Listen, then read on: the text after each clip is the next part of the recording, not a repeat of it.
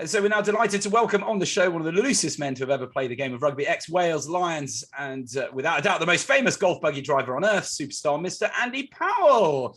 Andy, firstly, welcome on the show. Thank you. Hey, last time we seen you, Max, was arm wrestling. Remember, Cardiff? Yeah, I do, bro. Fuck. Hey. Yeah, we need to run it back. Oh, definitely not again. Hey, my arms are dead for ages, I'll tell you. Biggest arms I've ever seen in my life. Oh, good times. Great times. Yeah, good times. That was good fun. Very loose. Oh. What do you make of Wales' chances against New Zealand this weekend? Well, maybe we've got a lot of injuries, and it's we're going to give a chance to a lot of youngsters, and it's going to be a tough game, especially against the All Blacks. We haven't beaten them for 1953, I think, was the last time. But I think it's going to be a tough game. I want Wales to win, but I think we have to be realistic. And you look what New Zealand did to, America the other day.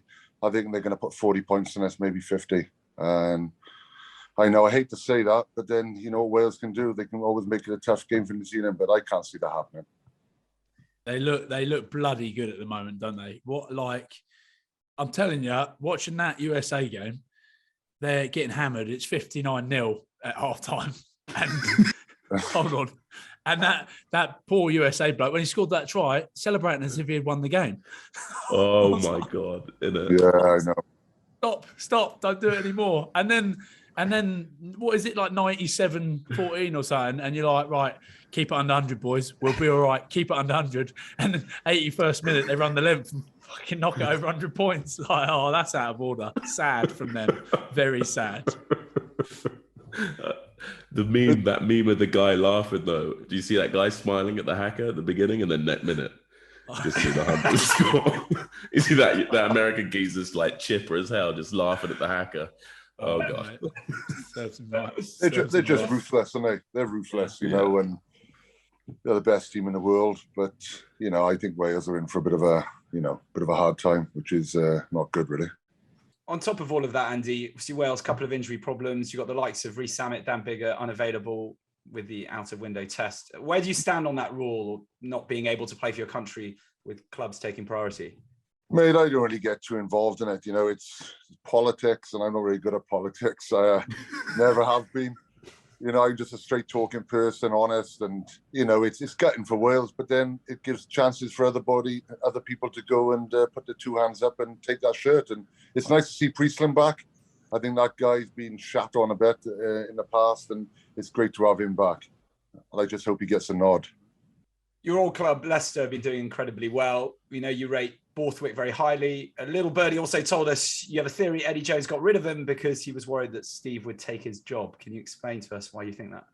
Well, I just think it is, mate. I think it was the right timing for Borthwick to go. I think there was a little bit of thing going on in the English camp, hearing off a few of the English boys, and it was a massive opportunity. He's taken it and he's turned things right around, and he's getting Leicester back to where they used to be.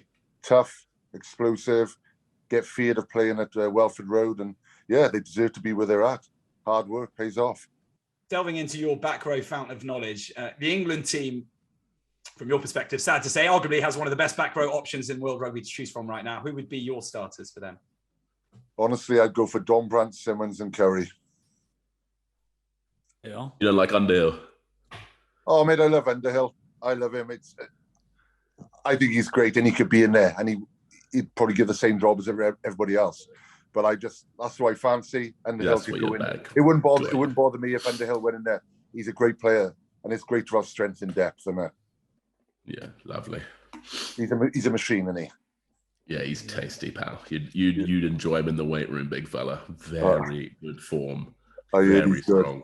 Good. Unbelievable. Mate, I've never seen anything like it. Like weighted chins.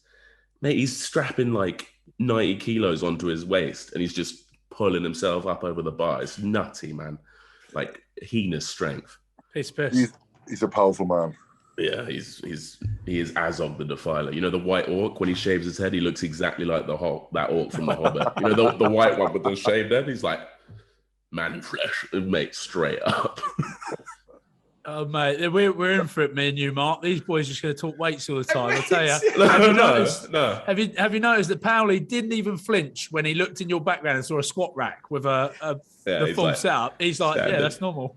First guest not to mention the squat rack. First guest not to mention it. Mate, you want to see my body at the minute, I tell you. I was lying on the sofa the other day and my eldest goes, Dad, you got guts like custard. I said, what do you mean? He goes, they all wobble. I said, oh, mate, so I have to wear a t-shirt in the house now. It's that bad.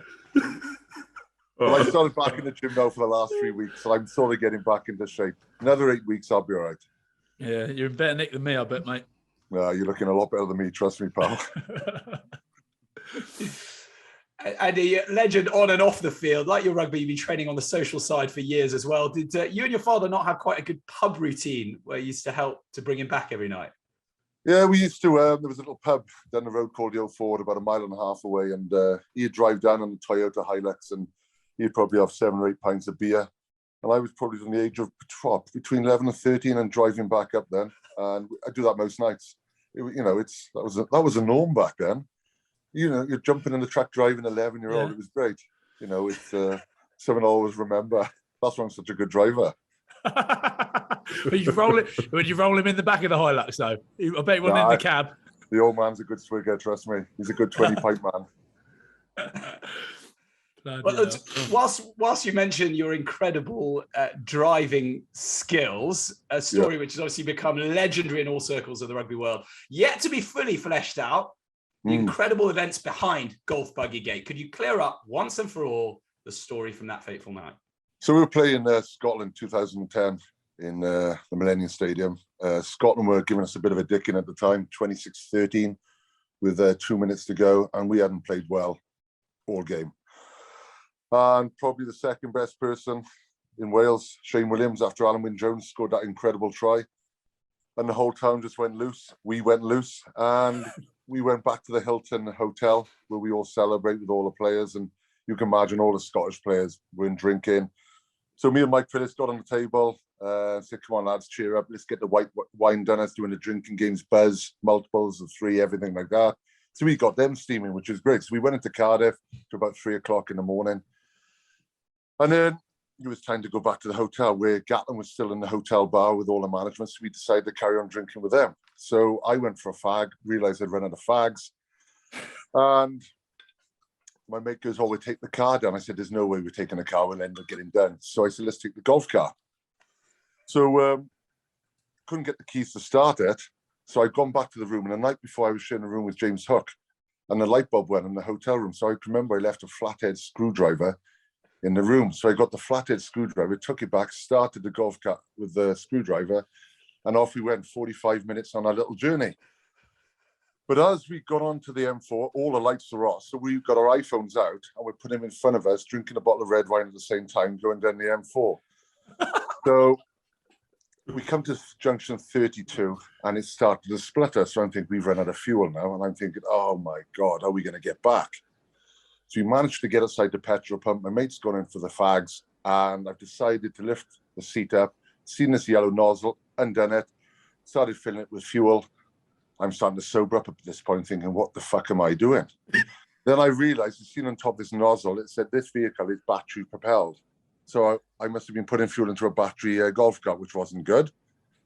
And then my mate's come out, he's jumped in, and a cop car's pulled up beside me. And he's looking over and he's thinking, fuck, I've just seen him play today. And he goes, Anne, what are you doing? I said, mate, I haven't got a fucking clue. He goes, right, take your golf cart, park it up in the bank, jump in the car, and I'll take you back to the Vale. As we're driving back to the Vale, his sergeant must have got on the phone and said, there's some idiot going down the M4 in a golf cart. You need to get him. He's causing havoc. So I'm thinking, right, that's it. End of my career, end of everything.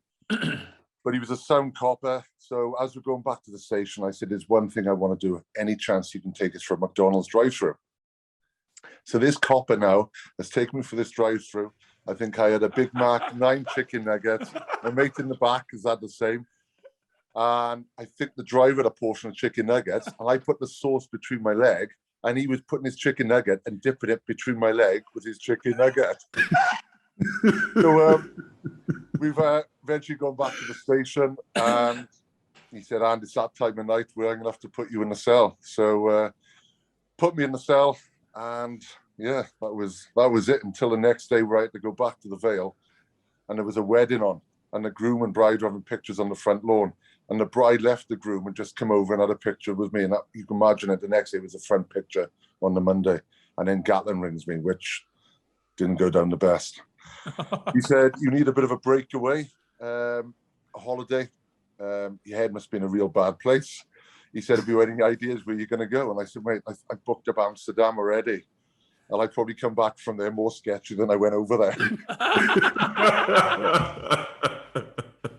Oh, my God. But, yeah, there was a few bits I left out there, but I'll have to put that for the book. Yeah, too right. The detail of the ketchup between the legs, though. I love it, mate. Mate, I can remember it so all. Good. Oh, mate. You can't do that anymore, can you?